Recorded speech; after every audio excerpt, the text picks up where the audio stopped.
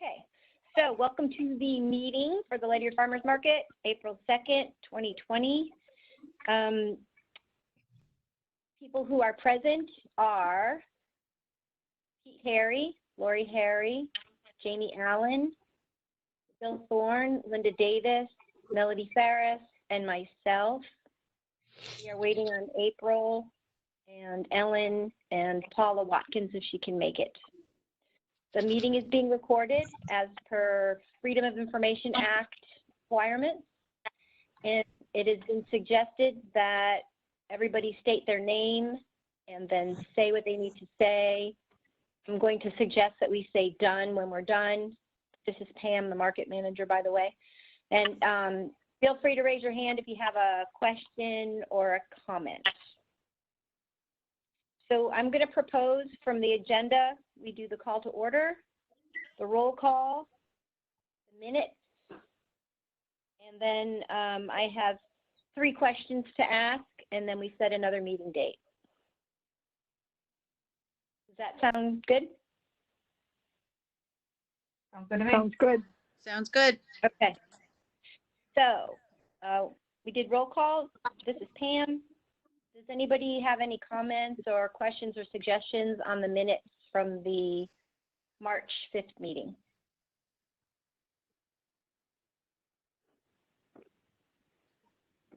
No. Nope. Thanks, Pete. I do have to make a couple small little changes that Roxanne did, but it's nothing that affects the meeting minutes.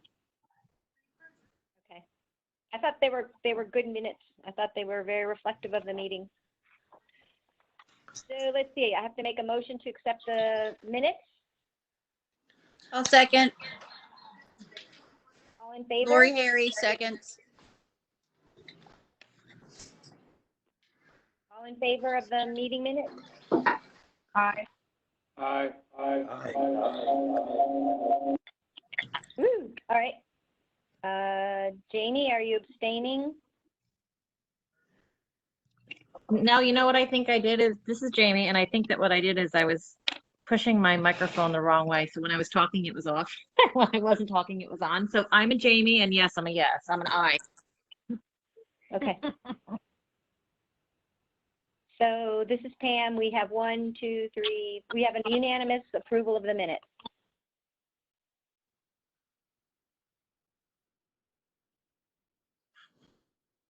Okay, this is Pam. I have 3 questions. Is there anybody here who does not want to have the farmers market this summer?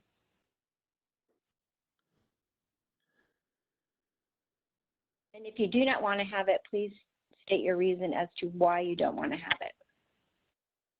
In any capacity, diminished capacity, full capacity. All right, this is Jamie. This is Jamie. Can you hear me? Mm-hmm. Yeah. Okay. I feel like we should push it to July 1st because I think that would be another month. Hopefully the social distancing would be gone at that point and we wouldn't have so many rules at that point. That's it, done.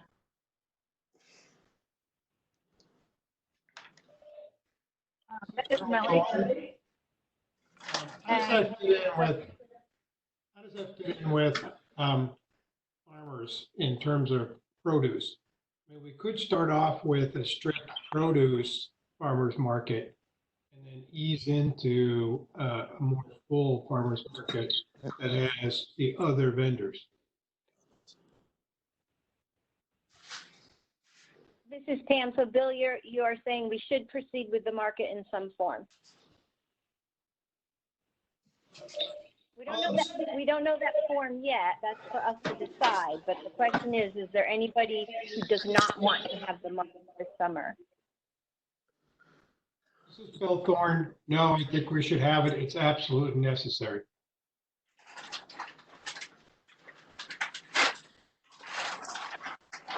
Lori? No, I'm good with having it. Okay. Any other comments? Hi there, it's Ellen. Can you guys hear me? Yeah. Hi, Ellen. Hi, Ellen. Okay. Hi, guys. Ellen. Ellen, you're pretty familiar with the FOI stuff in recording the meeting, right? Vaguely. I haven't been to a training in quite a while, but hopefully nothing's changed. This is Pam. We're just being asked to introduce ourselves and say what we need to say. And then I suggested that we say done when we're done. Done. Over. Okay. So this Who's is, next? Ellen, did you hear the question? No. You're just saying who we are, right? And then done when you're done talking? Well, no, we voted on the minutes, and we're doing an abbreviated agenda. And I have 3 questions for everybody. And the question that I just asked is there anybody who does not want to have the farmers market this summer in some way, shape, or form?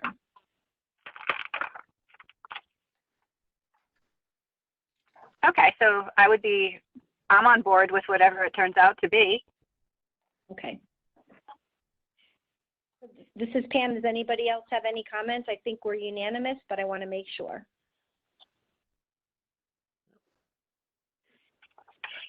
Okay. So the second question, the other thing, Ellen, is that Jamie has to leave at 6. So basically, we're going to have a meeting next week and make it a long, informal, regular meeting. On the 9th? Well, someday next week. Yeah, I can't do any night next week at all. I think I have to be from like 7:30 every single night. And then I've got Library Commission. I think Library Commission shouldn't be till the 20th.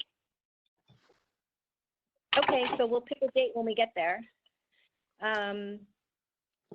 So Lori had brought up taking a poll of the people that like our Facebook page to see if they're interested in the market. Just want to know what people think about that. I think it's a great idea. That was Pete.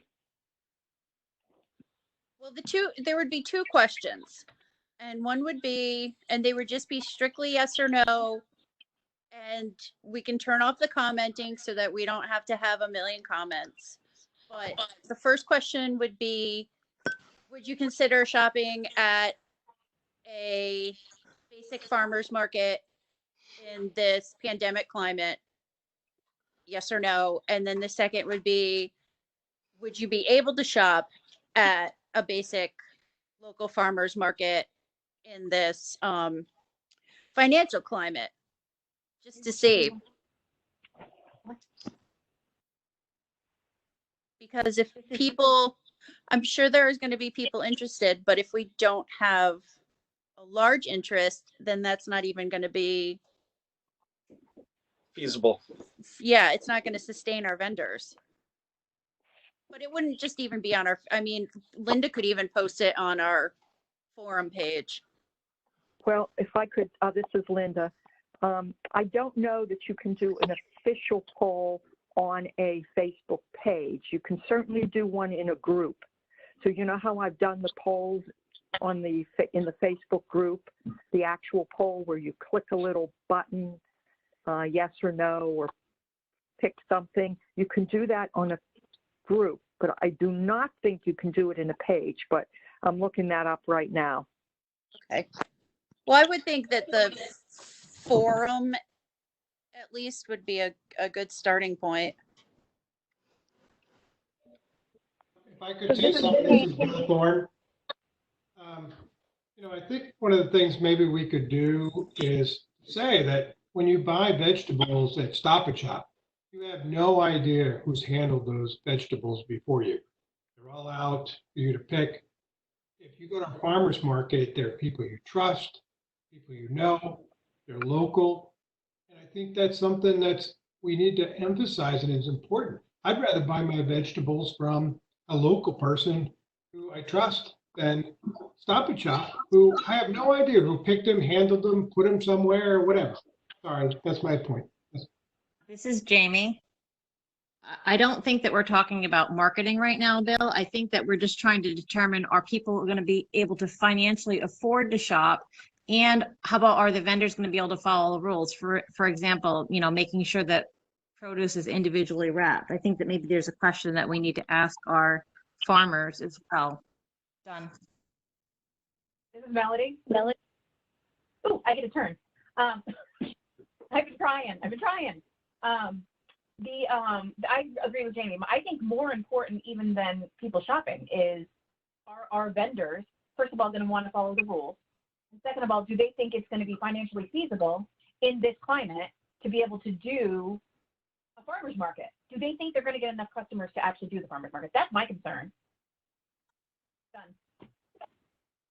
Okay, this is Pam. I am very hesitant to ask any financial questions on the poll because people can see who answered the poll, and I don't think it would be very good to have people saying that they really can't afford to shop and have people see that kind of response.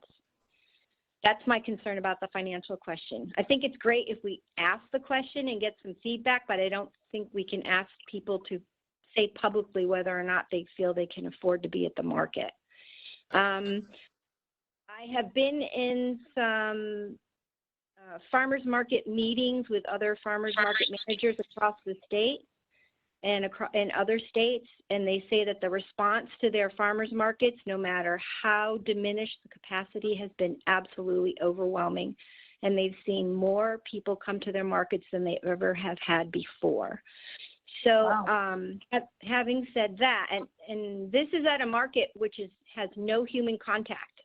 The people make the vendors, the people have to pre-order from the vendor bags it, puts it on a table, the people book time slots to come in and pick up their goods, and they leave.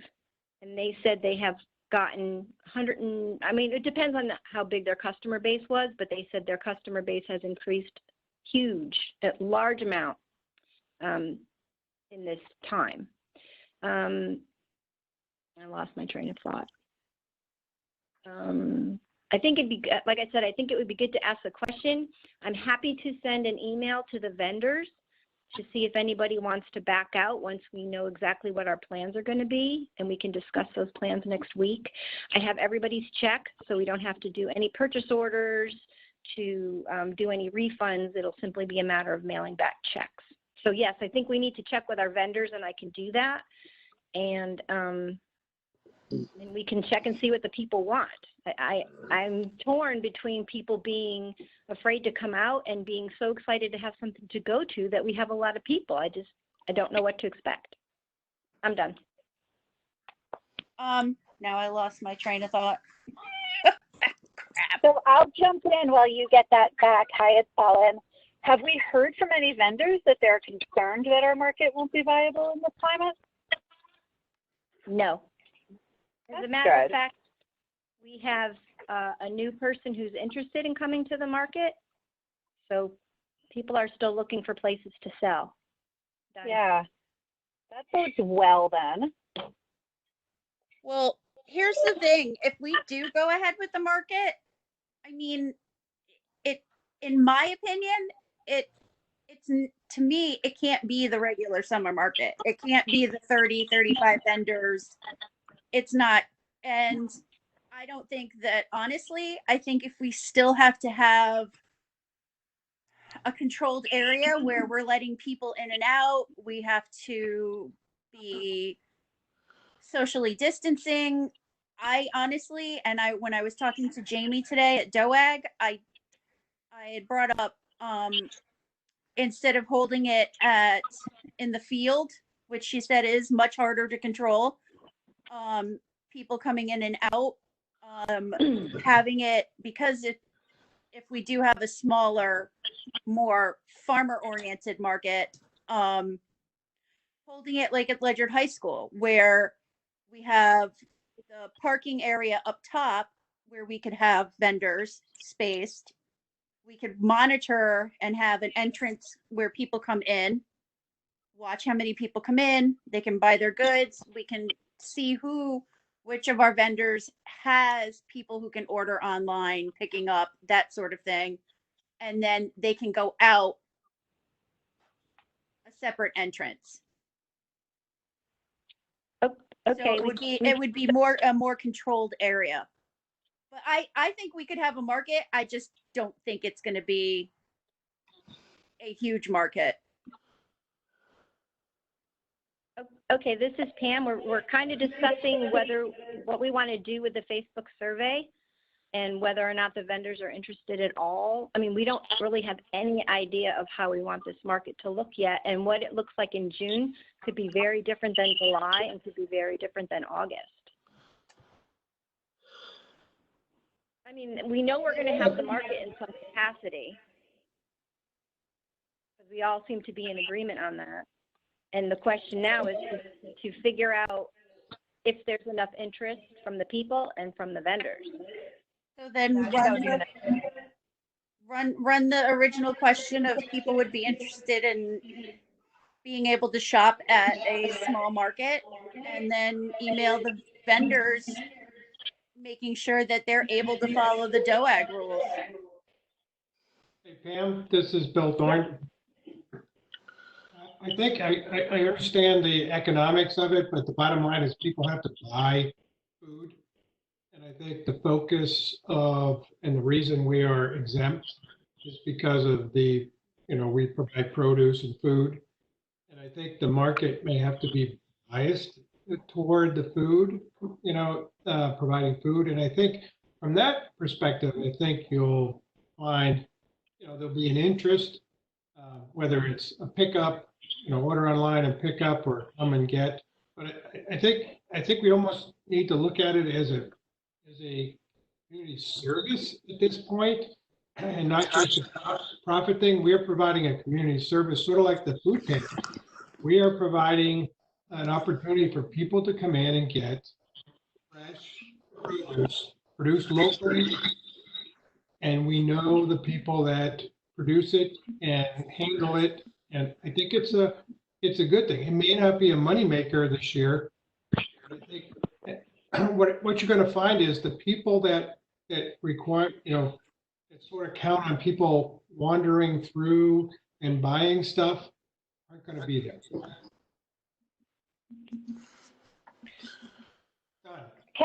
I'm sorry, this is Ellen. Does anyone else have an email from April saying she doesn't have any information on the meeting, and are we having a meeting? I do not.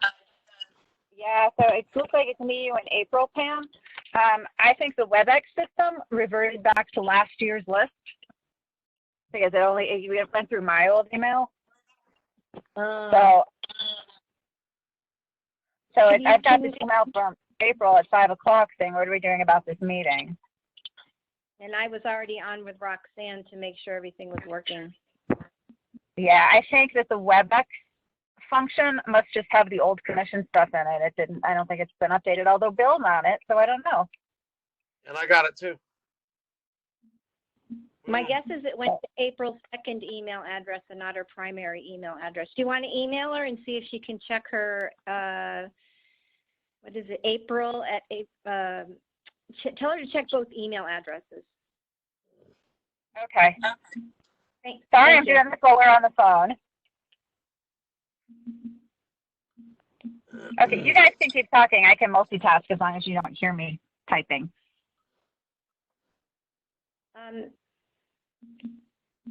Any other comments on the survey? I'm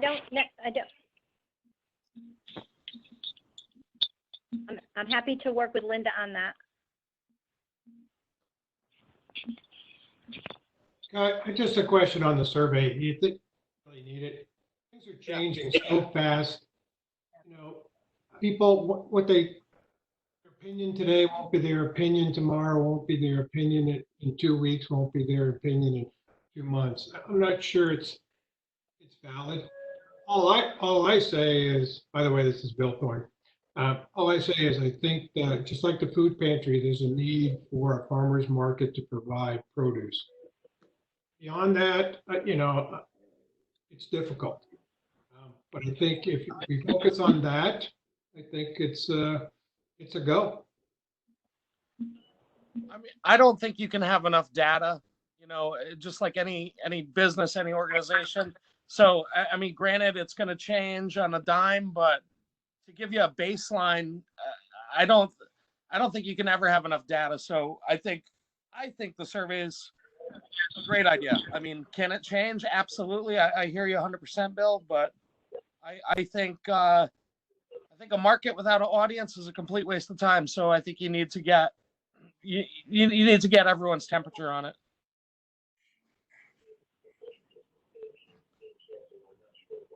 That's all. Okay. This is Pam. So I'm not saying we're not going to go ahead with the survey. I think we'll need to have a carefully worded question. So we only have another 10 minutes with Jamie here. So is there any more discussion on the survey? Because if not, I'd like to set a date for the next meeting.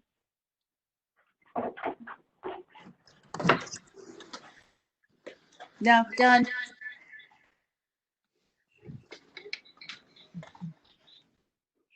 So Ellen, you said next week is not good for you at all? I don't, so hang on a sec. Let me get back to the call.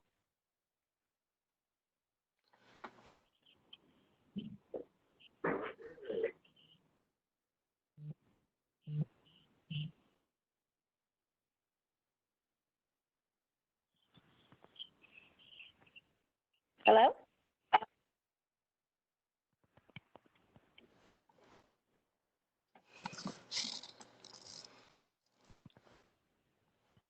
Ellen, are you going to comment?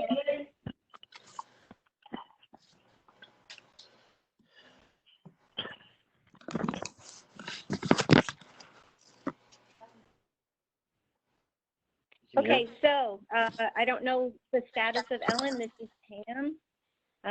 So how are things looking for a meeting next week? And then we'll make sure that April is included as well. I know Thursday. Okay, I'm back. I went to go switch apps and somehow hung up on you guys. Sorry, it's Ellen. Okay, so we're going to discuss a meeting for sometime next week if possible. If not, we can do it after Easter, but very soon after Easter.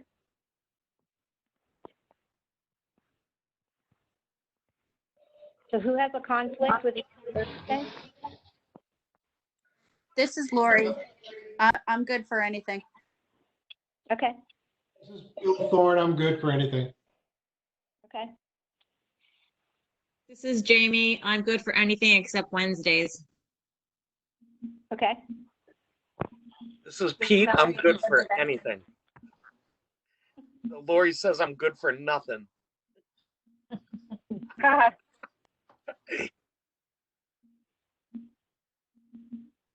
Sorry, and Lori, you're not going to comment on that?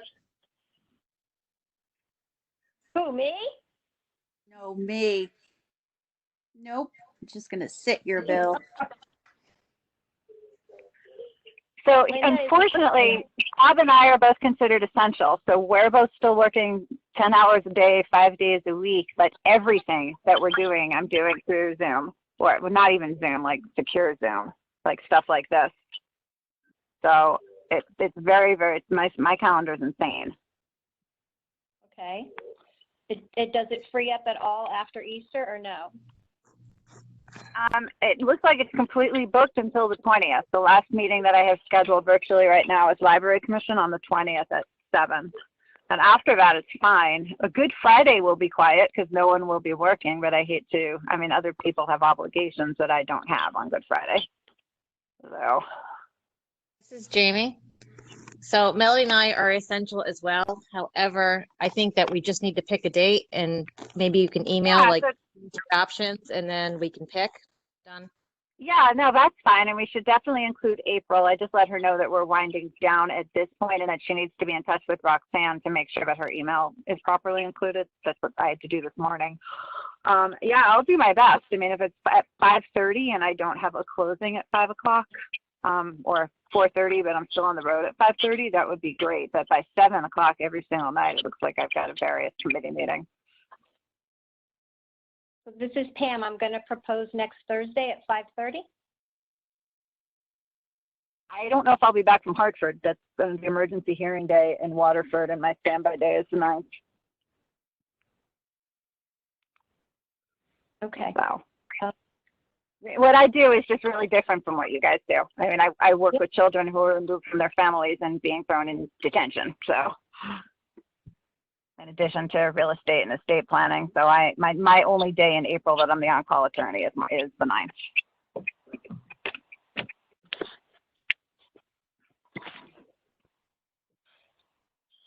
And you're not free until the 20th. I hate to wait until the 20th. Just schedule it, and if I can call in, I can call in, and if I can't, I can't. Okay. We make it, since it is a virtual meeting and we can all meet in our pajamas, could we make it a little later? It sounds like Ellen is 5:30 is a little early. So yeah, historically 5:30 has always been early, but it just depends where I am. But my schedule is very unpredictable, and I know Thursday the 9th is the one day where I'm not in the county at all. Okay, this is Jamie. This is Jamie. It was my suggestion is if Ellen is the only one that has a crazy schedule and everybody else is able to do it, we would still have a quorum. So I think that we should just schedule a meeting, and if Ellen can or can't be there, I don't think that should dictate the entire committee. I completely agree. Yeah, schedule it, and if I can be there, I'm there. If not, you guys will have a quorum without me.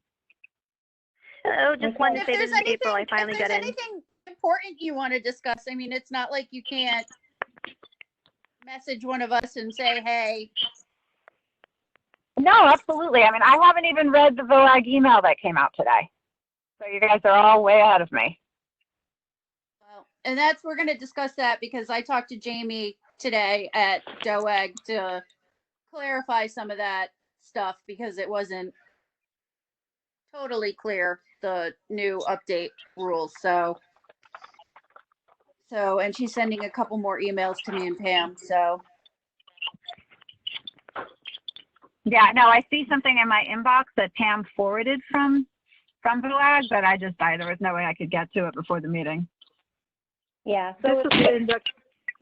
We just spent 15 minutes discussing a meeting. We still haven't set yet, and I'm cranky today, so I apologize. Okay. But can Set we it for set Thursday the 9th at 6. If Pam wants to do the 9th, just do it the 9th at 6 o'clock, and we'll see if everyone can be there. does 6 work for everybody? Okay. So next week, 6 o'clock. And if everybody could take a look at the DOAG, this is Pam, if everybody could take a look at the DOAG information that I sent around, that would be great. It does provide some good guidelines for us. And other than that, are there any other comments? Nope. Okay. So I'm going to stop recording, and then I think the meeting is adjourned. Who wants to Thanks, second? guys. Stay well. Oh, I'll second. It's Ellen.